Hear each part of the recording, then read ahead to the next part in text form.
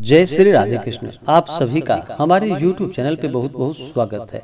आइए आज सुनते हैं गुरुवार व्रत की कथा। गुरुवार के दिन भगवान बृहस्पति देव का पूजन किया जाता है। भगवान बृहस्पति देव का वास केले के वृक्ष में माना गया है। गुरुवार के दिन केले के वृक्ष में गुड़ मिश्रित जल डालने से भगवान बृहस्पति देव प्रसन्न होते हैं। गुरुवार के दिन केले के वृक्ष में गुड़ मिश्रित जल डालें और एक दीपक जला करके भगवान बृहस्पति देव को पीला वस्तु का भोग लगाएं। गुरुवार व्रत का कथा श्रवण करें, इससे लाभ की प्राप्ति होती है। भगवान बृहस्पति देव अपने सभी भक्तों की इच्छाओं को पूर्ण करने वाले हैं और जहाँ पर भगवान बृहस्पति देव प्रसन्न होते हैं वहाँ पे भगवान विष्णु और माता लक्ष्मी भी प्रसन्न हो जाती हैं। जो भी सच्ची श्रद्धा के साथ गुरुवार का व्रत करते हैं, कथा श्रवण करते हैं, भगवान बृहस्पति देव उनकी सभी मनोकामनाओं को पूर्ण करते हैं। गुरुवार के दिन कुछ बातों का ध्यान रखना चाहिए। गुरुवार के दिन तामसिक वस्तु का बिल्कुल भी प्रयोग नहीं करना चाहिए। इस दिन सात्विक आहार ग्रहण करनी चाहिए।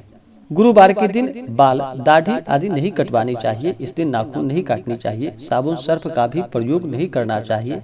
इस दिन किसी का अपमान नहीं करना चाहिए। धर्म का आचरण करते हुए व्रत को करना चाहिए। इससे अनंत गुना पुण्य फलों की प्राप्ति होती है। तो आइए सुनते हैं गुरुवार व्रत की कथा। तो बोलिए प्रेम से भगवान बृहस्पति देव की जय। बहुत समय पहले की बात है कि प्राचीन काल में एक बहुत ही निर्धन ब्राह्मण था। उसके यहाँ कोई उसकी संतान ना थी, लेकिन वह नित्य पूजा पाठ किया करता था। उसकी पत्नी ना तो स्नान कभी करती थी और ना ही किसी देवता का कभी पूजन ही किया करती थी। इस कारण ब्राह्मण देवता अत्यंत दुखी रहते थे। अपनी पत्नी को बहुत समझाते, किंतु उसका कोई परिणाम ना निकलता। भगवान की कृपा से ब्राह्मण के यहाँ एक कन्या का जन्म हुआ। अब कन्या बड़ी होने लगी और प्रातः काल स्नान करके वह भगवान विष्णु का जप किया करती थी और बृहस्पतिवार का व्रत भी करने लगी। पूजा पाठ समाप्त कर जब पाठशाला जाती तो अपनी मुट्ठी में जौ भरकर ले जाती थी और पाठशाला के मार्ग पर डालती हुई जाती थी और फिर लौटते समय वही जौ स्वर्ण के हो जाते थे। उसको बीन कर अपने घर लेकर के आती।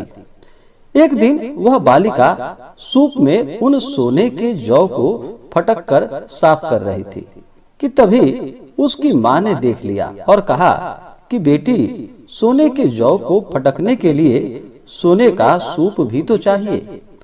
दूसरे दिन गुरुवार था। कन्या ने फिर से व्रत रखा और भगवान बृहस्पति से सोने का सूप उनसे देने की प्रार्थना की और कहा कि हे प्रभु, यदि सच्चे मन से मैंने आपकी पूजा की हो तो मुझे सोने का सूप प्रदान करो। भगवान बृहस्पति देव ने उसकी प्रार्थना को स्वीकार कर लिया। अब रोजाना की तरह वह कन्या जौ फैलाती हुई पाठशाला चली गई। जब पाठशाला से लौटकर वह जौ बीन रही थी तो भगवान बृहस्पति देव की कृपा से उसे सोने का सूप प्राप्त हुआ।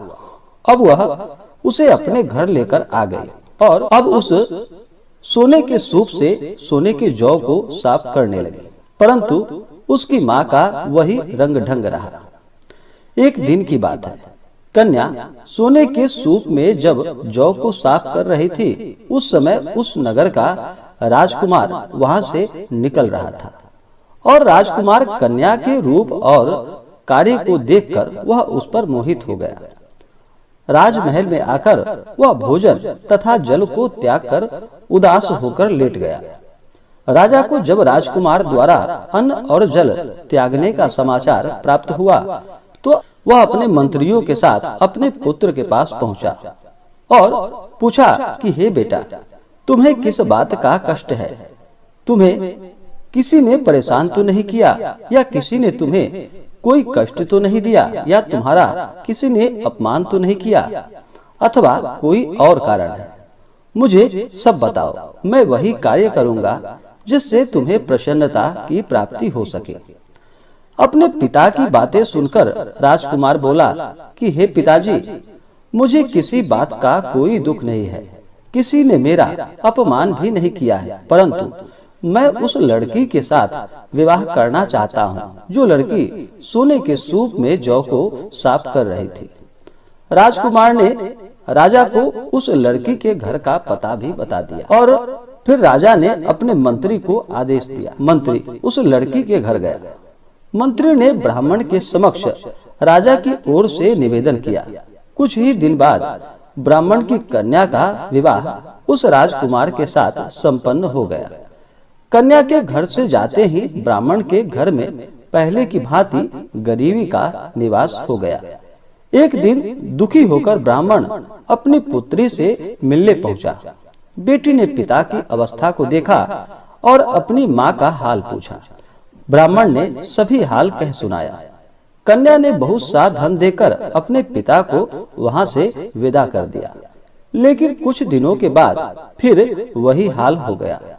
ब्राह्मण फिर अपनी कन्या के यहाँ गया और सभी हाल अपनी पुत्री से बोला। तो पुत्री बोली कि हे पिताजी, आप माता जी को यहाँ लिवा लाओ।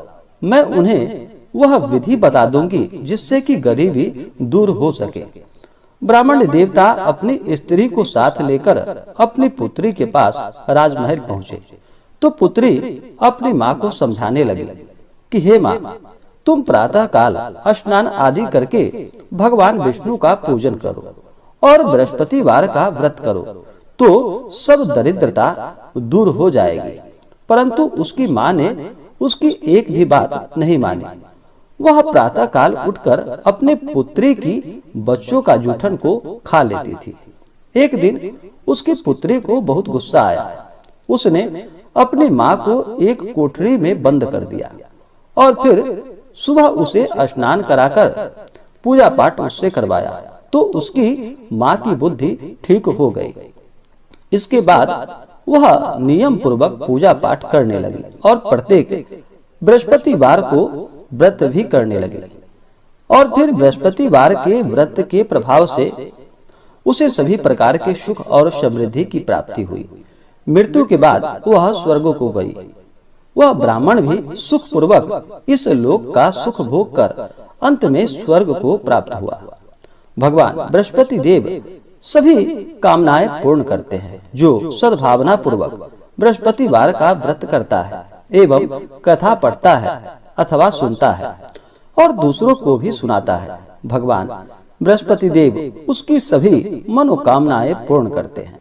इसी प्रकार से जो भी भक्त सच्ची श्रद्धा के साथ नियम और निष्ठा के साथ गुरुवार का व्रत करते हैं, भगवान बृहस्पति देव का पूजन करते हैं, कथा श्रवण करते हैं, भगवान बृहस्पति देव की कृपा से उनके सभी दुख और कष्ट दूर हो जाते हैं तथा सभी प्रकार के सुख और समृद्धि की प्राप्ति होती है।